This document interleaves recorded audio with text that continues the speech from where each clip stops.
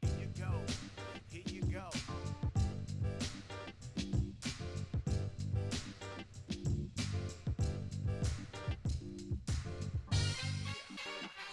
F.I.M. F.U.M. Fee, fi, fo, fum. It's F.I.M. That's the word of the day, as in F-Y-M. Nothing personal, word of the day. That's F-U money for those of you listening at home or watching. F-Y-M. Who's got it? Mark Cuban's got it. Who saw Saturday night's game? Dallas Mavericks lose 111-107 to the Atlanta Hawks, who admittedly are not a good team. Mavericks have aspirations of making it to the Western Conference semifinals. Mark Cuban, who has paid several $1 million in fines just for his comments on Twitter about referees, to say nothing of the $10 million in fines that he paid because he led an organization that was full of sexual harassment and misconduct. Other than that, Mark Cuban has been a perfect MLB, NBA, NHL, NFL team owner. So what did he do, and why does he have F.U. money? There was a mistake. I'll give you that. Sometimes referees make mistakes. Umpires make mistakes. I've called the league office many times. I have tried to protest games. I've explained that certain umpires are just horrible and that they should absolutely not be major league umpires. I recognize they're in a union. I've actually focused my wrath on named umpires who are just not good at their job, and we all know who they are. We know it. It's not a surprise. It's not personal when I say that C.B. Buckner is not a good umpire or Joe West is not a good umpire. We know that when you're in the game. The difference about what Mark Cuban did here is that he went to Twitter and he started talking about league referees, the people in charge of the referees, former referees like Monty McCutcheon, Ronnie Nunn, Bob Delaney, people who I saw ref games. They now are in charge of developing and teaching new referees. Rodney Mott, who's not a new referee, was doing that game. And Cuban just went off, saying that there should have been no goaltending called, and it should be Mavericks down 2 with 9.5 seconds left in a jump ball. The problem with Mark Cuban is that he doesn't understand that his way of doing it, when is he going to realize?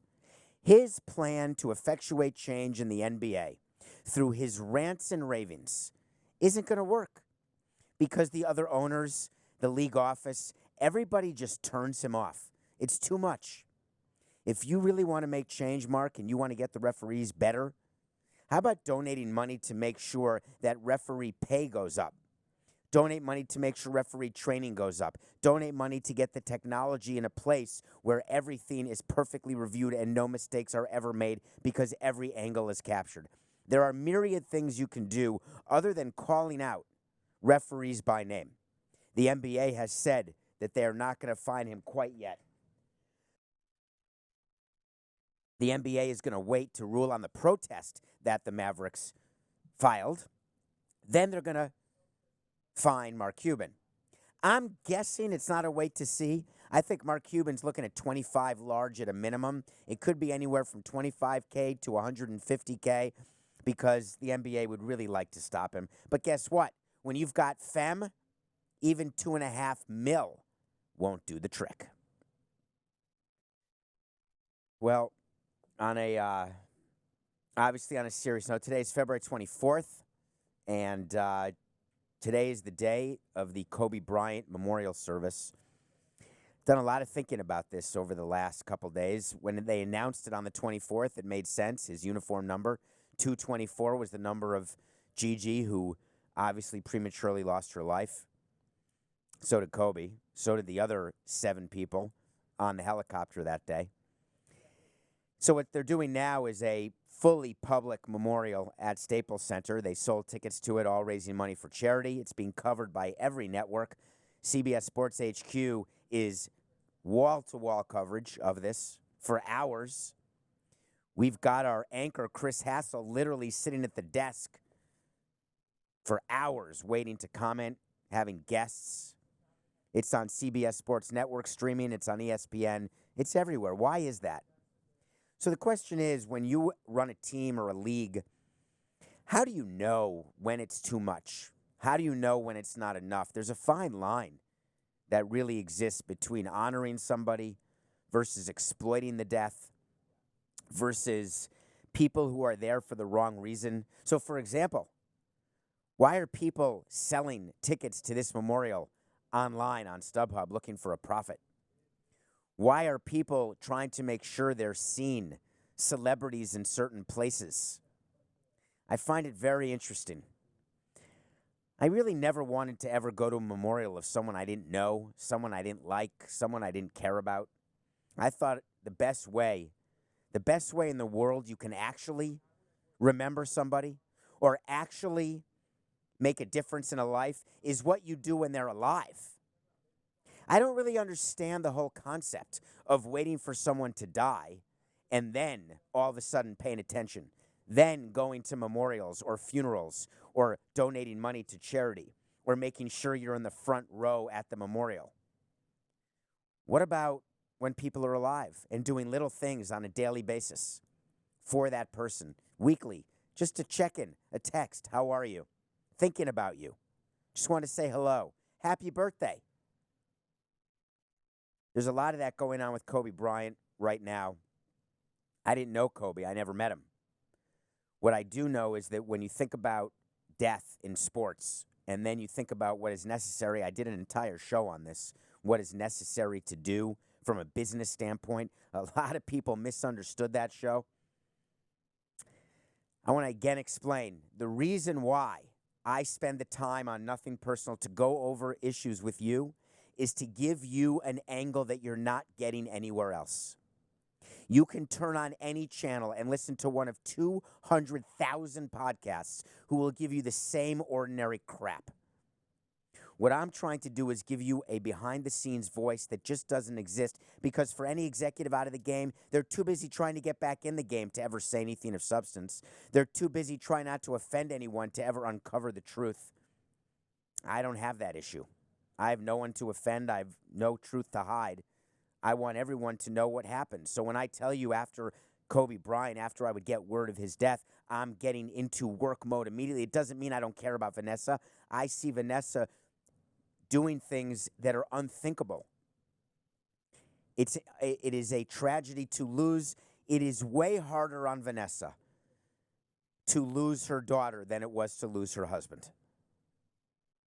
Losing both at once is unthinkable, but it happens. But losing a child goes against the normal procedure of life and death. You never want to bury a child. So when Vanessa stands up and speaks and starts with her daughter, it's very appropriate for her to do that. I think it's very appropriate that she's being honored, the daughter, along with her dad. The cynical side, of course, I look at every side. There are so many other things going on with this. Even just today, TMZ, we've talked about it. What is their goal? To break news. What is their job? To find news.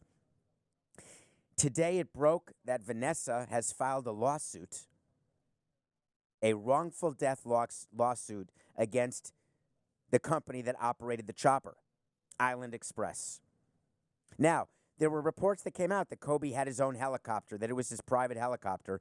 It was obviously run by this company, so Kobe had not started his own LLC in order to own and operate a helicopter. Word has come out about the pilot, the negligence of the pilot flying through bad weather. So today, a lawsuit was filed, a wrongful death lawsuit. So I'm very familiar with these things. It did not have to be today. There's a statute of limitations. After the date of discovering negligence, you have X number of years. In different jurisdictions, it's different. Let's say 5 years. You certainly have more than 2 months, 3 months, 4 months, 5 months. Was it purposeful to file that lawsuit today? Was it filed weeks ago and TMZ held the story until today? Would they have been able to hold something like that? The way these stories get out, it's not a secret, as a matter of fact.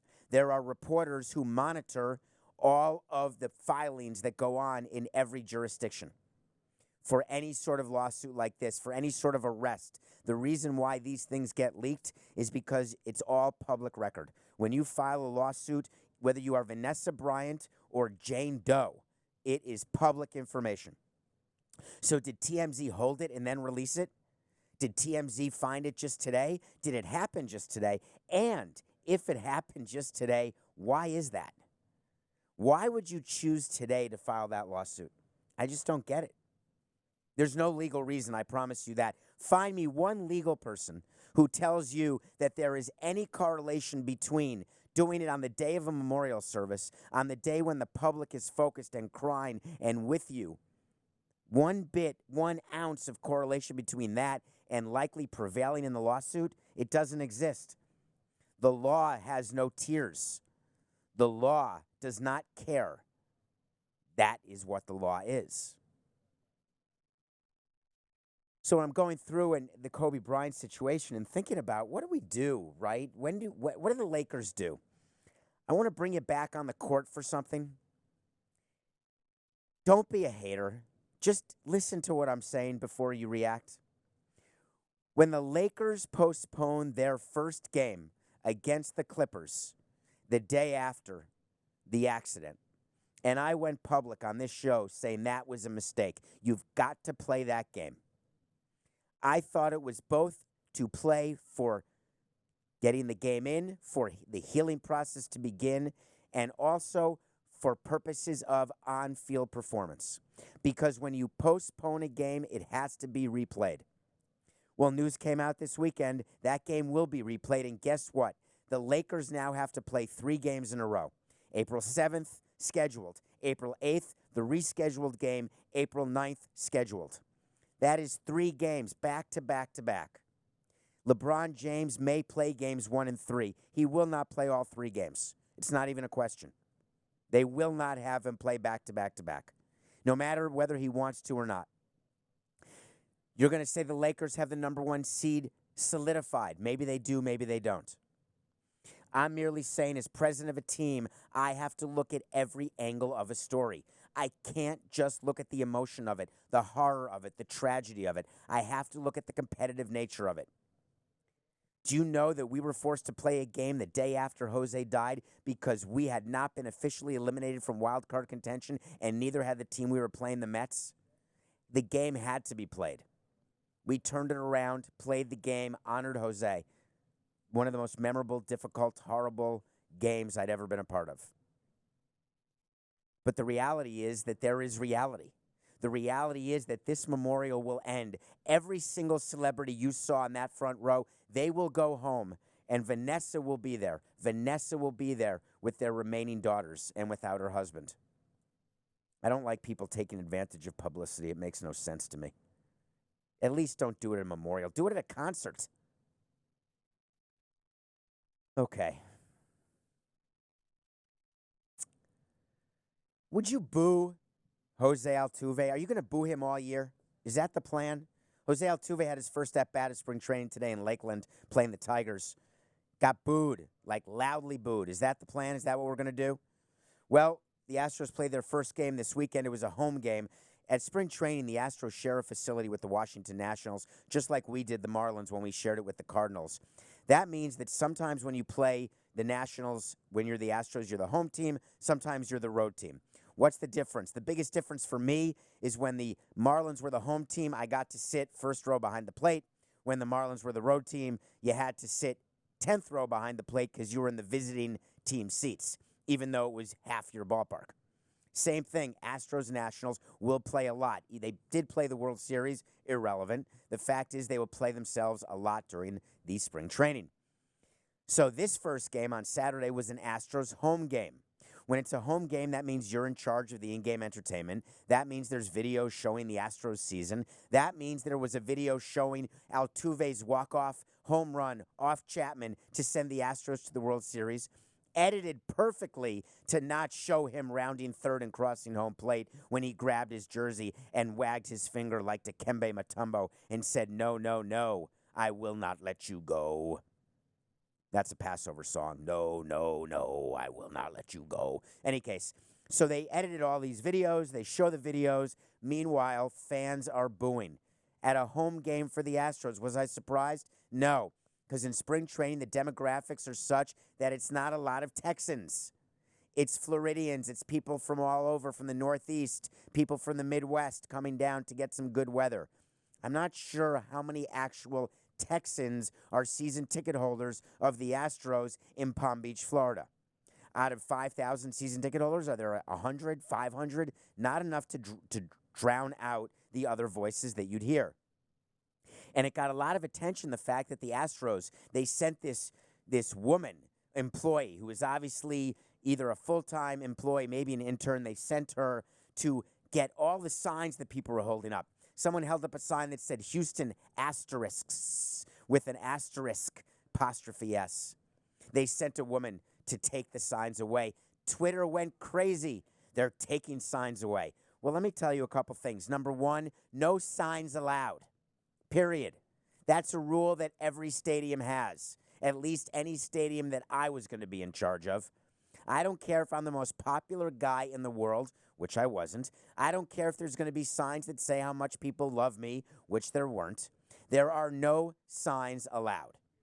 It is the total discretion of management to decide that rule. That is not a constitutional right that you have to bring a sign in. Now, a smarty pants put on a shirt today and said, hey, you can't take my shirt. Guess what, smarty pants? Yes, I can. It is solely my decision if I look at your shirt and I decide it's not appropriate. You are at a game that I am throwing in my home, my stadium, because I'm allowing you to be there. Period. I can decide if I want you to wear shorts and no flip-flops. I can decide if you have to cover your shoulders. I can decide if there can be no words written on your shirt at all. It has to be solid colors. I have the right to do anything I want, and you've got the right to not buy tickets. That's your right. Use it. Don't go to games. If enough people don't go to games, maybe I'd change the rules. Maybe I would change if no one went because everyone wanted to hold up signs about how much they hate the Astros. Maybe then I'd change the rules, but I doubt it. Do you know the amount of money that's made in spring training? It's not enough to make a tinker's dam of difference. Not close. So therefore, for all the people bringing signs, wearing shirts, or thinking they can use anything other than their mouths in order to protest the Astros, you won't be able to. Anywhere the Astros go all year. Now, will you be allowed to boo? Yes. Will you be allowed to bang on seats? Yes. But if you're banging so loudly that you're interrupting the right of people around you to enjoy the game, I have the right to come and tell you to stop banging and to kick you out. Basically, I can kick you out for anything I want. That's the power of putting on an event. That's the power. Will the Astros have to deal with booing all year long? Yes, they will. Will the Astros have to deal with heckling? Will they have to deal with signs and distractions and media? They will. Going to their car, going to anywhere where they are part of the Astros. Do I think anyone has the guts to actually boo Jose Altuve when he's buying groceries at Publix? No. People generally hide in groups. Very rarely do people come up to a person and say, I don't want your autograph, I don't want a picture, I want to tell you you're a piece of cheating crap. I bet you not one Astro will be told that when he is out to dinner at a restaurant or shopping or at Home Depot or buying clothes. But when they're in the stadium, surrounded by other teammates, they're going to hear it. Will it impact their season? It's the number one story to watch. Okay. Jimmy Crane. Love you, Jimmy. Hey, Jimmy. Jim. Jim Crane's had some problems, owner of the Astros. He's got some PR issues, let's face it. We've covered it from A to Z. Something happened in the past week. I think he found God. I think he looked in the sky and said, wow, I'm really not that good at talking to the media. Every one of my instincts may be wrong. I can't believe the Wall Street Journal wrote an article by Jared Diamond and Andrew Beaton. By the way, Andrew Beaton was the babysitter of my children in New York City when they were tiny kids. He's now an investigative reporter and a journalist for the Wall Street Journal. Hopefully making more per hour now, but doubtful. Jared Diamond, they got together, they wrote an article about Jim Crane's past. all of his business dealings, all the issues that he had in becoming an owner, and there were a plethora. And Jim Crane realized that he cannot stop this train of bad press. He better do something. So he hired some more people as my guests, and he finally started taking their advice, and they came up with the oldest trick in the book. I draw your attention, if you're listening or if you're watching on any sort of network with video, the old season ticket holder letter. It's a go-to. I used to write them all the time. Anytime there was a problem, I'd get a call from PJ Loyello, our head of communications. Hey, we need a letter. That's what he would say, literally. Write me a letter. I'd call the owner and say, hey, we got to send out another letter. Houston, we got a problem. So Jimmy Crane wrote a letter. What I love about the letter is that it started with, there's 3 ways to start a letter. Dear season ticket holders, comma, to all Houston Astros fans, comma, dear valued Astros fans, colon. And then what they chose, it's an oldie but a goodie, to our valued season ticket holders, comma. So basically there's a template, and I would decide what I was writing about, whether I'm talking about trading players, which I had to write letters about, whether I was talking about the excitement of a season where we added payroll but didn't get enough season ticket holders, so I'd be calling and writing, trying to get more action, more buzz, more business, or when I had to announce a price increase or even a price decrease or any sort of change, anything. There was a template with the first to our valued. You only go with this start to our valued season ticket holders when you realize that they're not so happy with the value they're getting. So I would only use the word value when I wanted people to realize that, in fact, the value they were receiving was greater than what they were perceiving. We needed them to know the value they were receiving is greater than what they were perceiving. So you start the letter to our valued season ticket holders. He then goes on, and you've got to always make it a page. You heard me talk about resumes. Any good letter, any good resume, no staples, keep it a page. He starts off wrong. He started off by trying to get you to not realize what this was about. As we get ready to play our first spring training game, I want to reach out to all of you and say thank you for your support through an extremely difficult offseason. That's not what season ticket holders want to read first. They want to read that you understand their plight. I understand how difficult it is for you to be a season ticket holder today. I will do everything in my power to make you realize that being a season ticket holder of the Astros is the right thing to do, and that you are getting value, and you will be proud again to be a season ticket holder for the Astros. To that end, I want to again reiterate, we cheated. We violated the rules. We did everything that we have told you, our fans, we wouldn't do. We did everything that we told our corporate and charitable partners we wouldn't do. We want to be a model organization, and we want to make you proud every day to be a season ticket holder, and I failed you. Let me look for that. No. Nope. He just says, I know how difficult it is for each of you to see so much negativity directed at our beloved Astros. Unfortunately, we deserve that criticism. We ask that you forgive us and that you continue to support our players in this organization. We greatly appreciate each of you. We look forward to seeing you in Houston for opening day. Okay. Jim, it's a good start. I'm not upset you needed to do it. I think you could have done a better letter. I told you how I would have started it, and here's how you end it. You give the date and the time of opening day and the date and the time of game 2 of the season. And you say, I look forward to seeing you on March 26th at 4 p.m. as our team takes on the blank. And I want our players to hear your support. And I want our players to recognize the support that you're giving them. And I promise that our players will give you, the season ticket holders, a standing ovation, as I hope you give our players the same. And then game 2 on March 27th I'm making up dates. It would have been so awesome if Coca would have said, hey, they open on the road.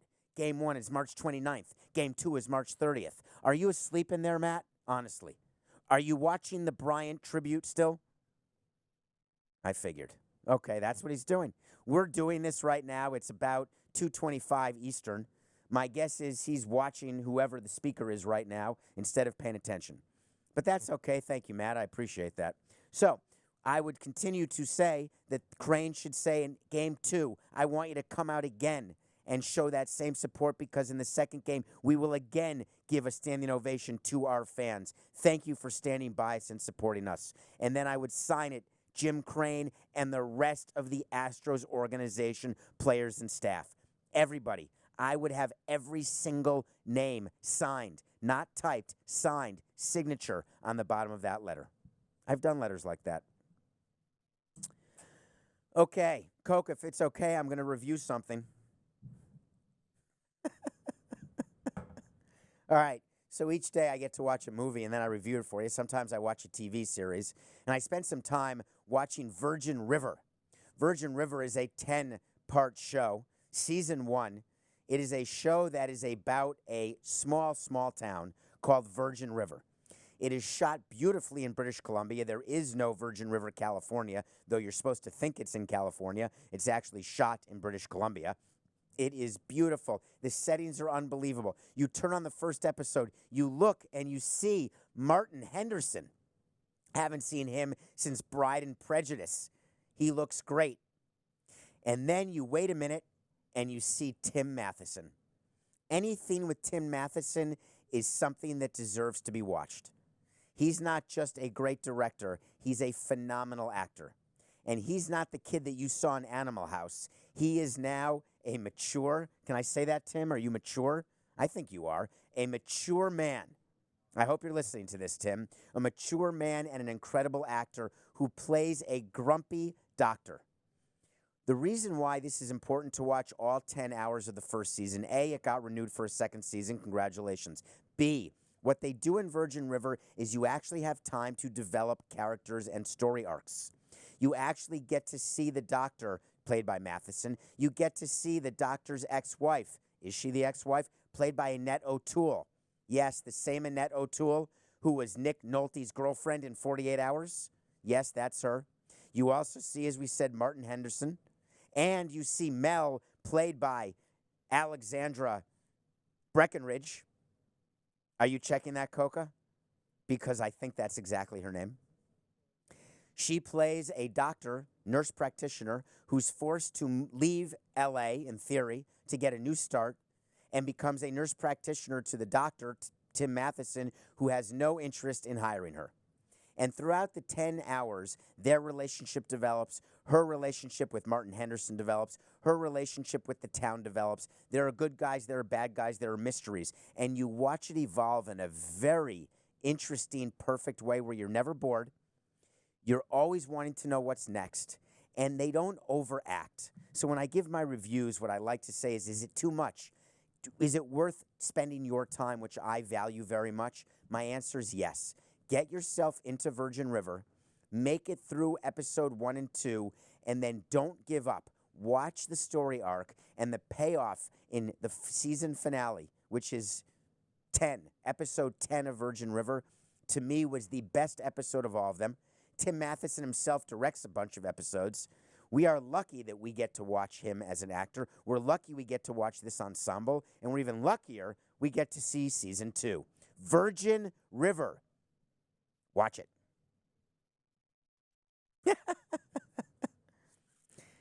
So here's a hot take for you. I would void Madison Bumgarner's contract. $85 million over 5 years was an overpay to start with. He's not close to worth it. The Diamondbacks gave it to him, good for them. If I were the owner of the Diamondbacks and I had a chance because I woke up and realized, wow, I'm not so sure that we are going to be good enough to win, and I'm not so sure that Madison is a good enough pitcher to merit that type of commitment. I can't believe how excited I was during the offseason. The press conference was amazing. He's such a great guy. I was so starstruck. We stole him from the San Francisco Giants, who are a rival of ours. This is amazing. Oh, man, the Dodgers got Mookie Betts. God, are we screwed? Totally. What can we do? How could we get rid of this contract? Madison Bumgarner's a rodeo clown? Madison Bumgarner's a cowboy who, under a different name, throws rope from a horse to tie up cows and calves by the front legs, hind legs, neck, whatever it is?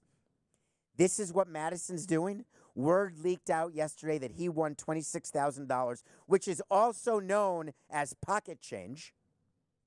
It's the stuff that falls out in the laundry with the lint for people like that. I mean, I don't think it actually would fall out. It gets have you ever put money in the laundry and then the dryer? Only till recently did I know about this. What happens is that it actually is sort of wet and discolored and linty. It's crappy. Change is way better. It sort of clicks around in the dryer, so you know you've got change. You're super excited. God, I hope it's a quarter, but it's always a penny. You've all been there. Don't say you haven't.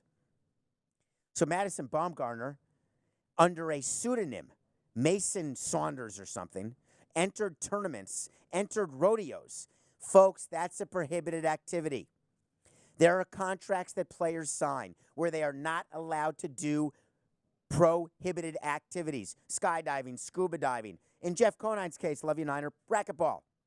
In every case, if they knew that he had a proclivity toward horse rodeo nights, that would have been a prohibited activity. In baseball, the contracts are guaranteed.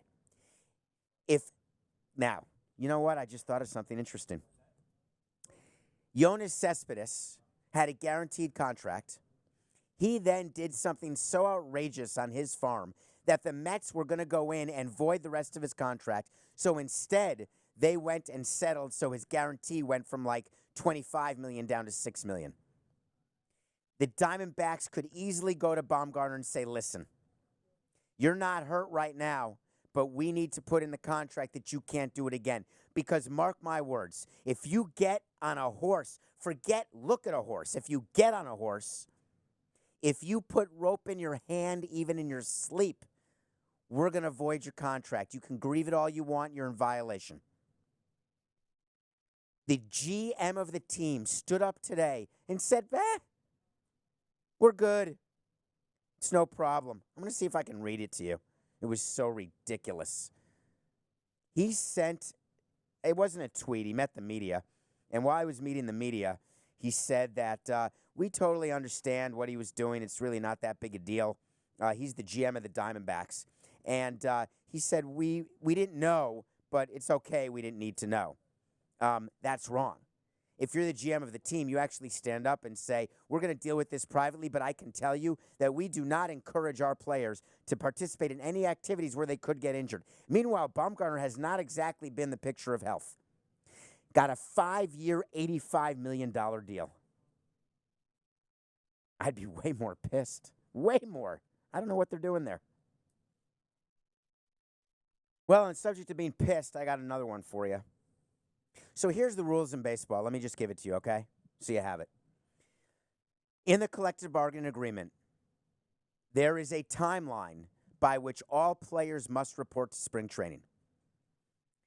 And there's a deadline saying a player must report by no later than X days prior to the first day of the regular season.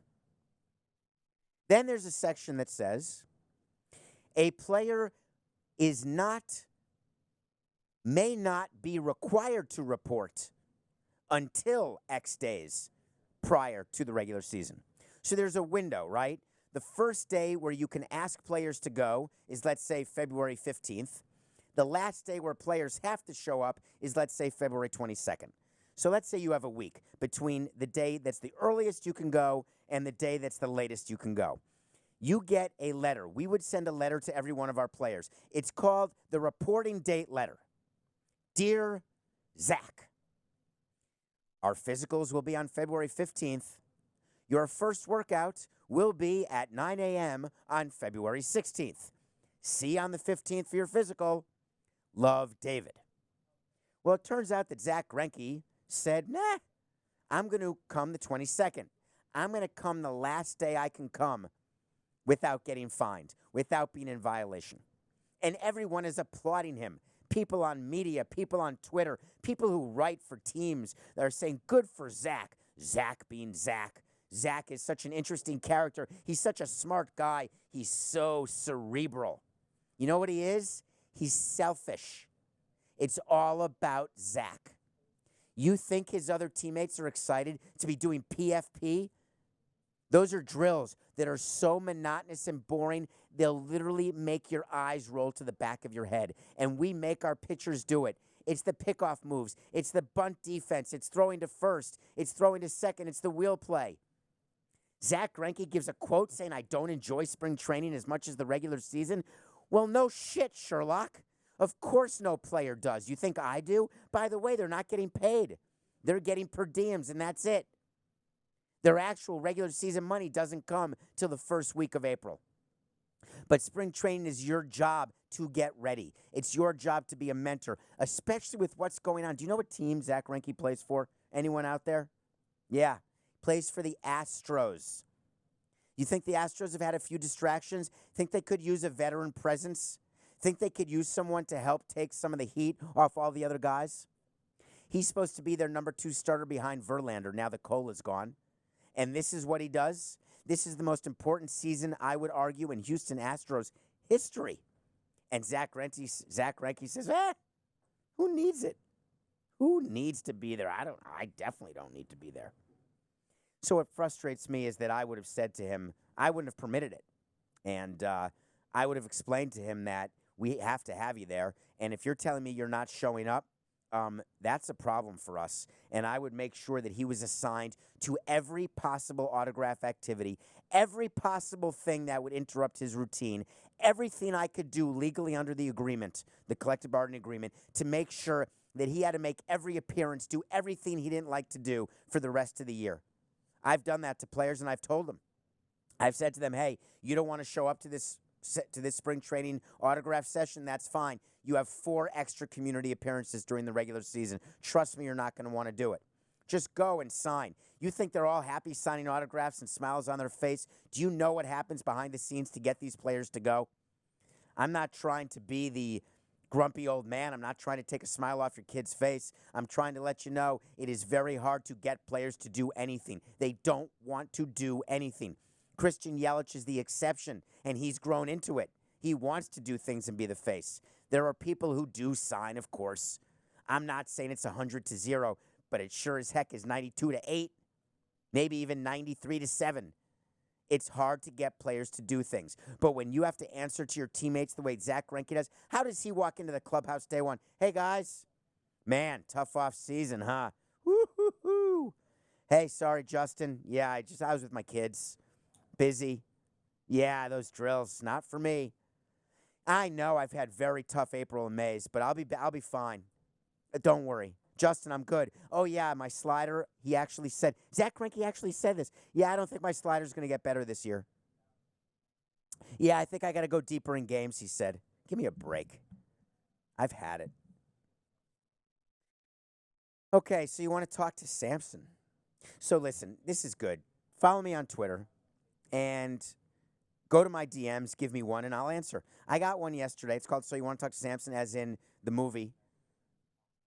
I'm having a total brain cramp right now. Half-Baked, my God. It's in the movie Half-Baked. They say, hey, so you want to talk to Samson? Well, you do. Someone texted, DM this, at David P. Samson. Why are so many teams content with their current position of mediocrity?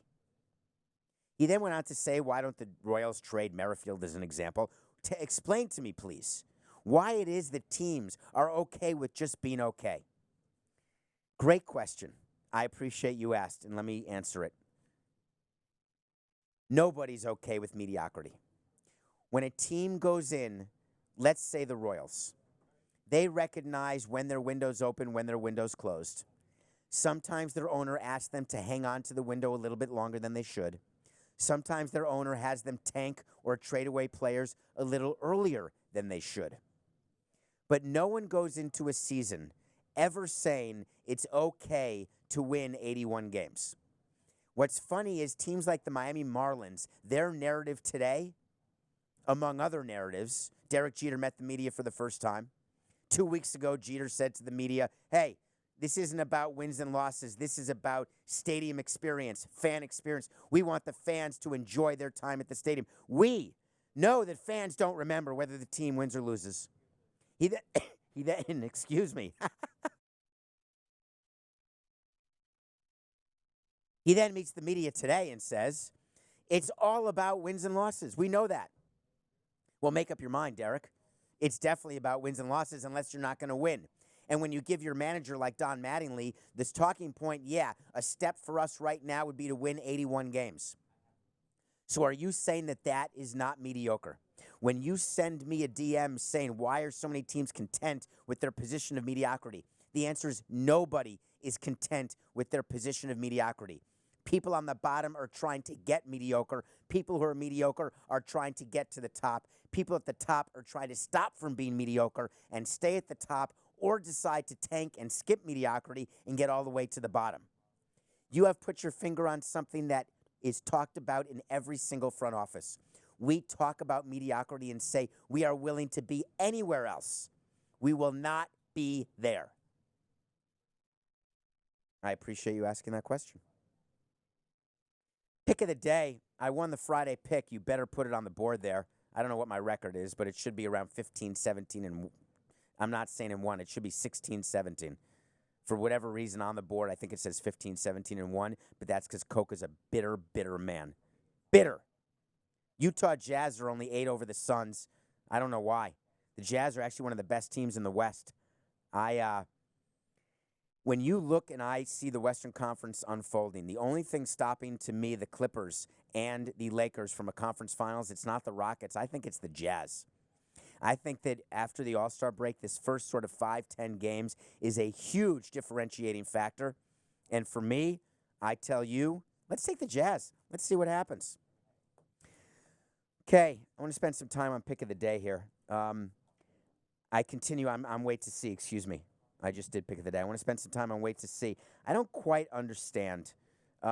Someone contacted me outside of Twitter in sort of a private message area and said, with your wait to sees, why aren't you taking a position? So I want to be very clear here on the 79th episode of Nothing Personal. The whole purpose of wait to see is that I take a position. And then after it's done, I decide I don't get to tell you whether I was right or wrong. The world will tell you. Circumstances will tell you whether I was right or wrong. And it's not binary. Either I'm going to be right or I'm going to be wrong, because every wait to see is by definition a position. So I don't understand. I like leaving DMs open. My Instagram is public. I'm fine with all comments, all the negativity, all the positivity, all the love, the hate, everything but apathy. You know that. But what I want is comments from people who are thinking about things. How is it that I've been so bad at my job that you haven't realized that wait to sees are exactly a position? For example, John Elway will not see 2020. That's a wait to see. Either he will be the president and GM of the Denver Broncos in 2020, or he won't. I'll either be right or wrong. By the way, I'm taking the loss. I thought Elway would be fired already. He wasn't fired. I'm taking an early loss on that wait to see. We'll see what happens. But I'm going to take an early win to balance it out. We talked about the Kobe Bryant Memorial. We talked about people with emotion. In the first days and hours, days, even weeks after his death, things were being said about tributes. People were getting tattoos. People said, we've got to change the logo of the league. The entire logo of the NBA must be changed to the silhouette of Kobe Bryant. I told you it's not going to happen. Just because I'm right and it's not going to happen doesn't take away from what he meant to the league. It doesn't take away from what he meant to the game. But I'm taking it. Wait to see. Dustin Pedroia is back on the IL, and guess what? Wait to see. He ain't never playing again. I hate using the word ain't, and I hate using the word hate. Dustin Pedroia will not play another inning in Major League Baseball. You wait to see. All right, to close out, I want to wish someone a happy birthday.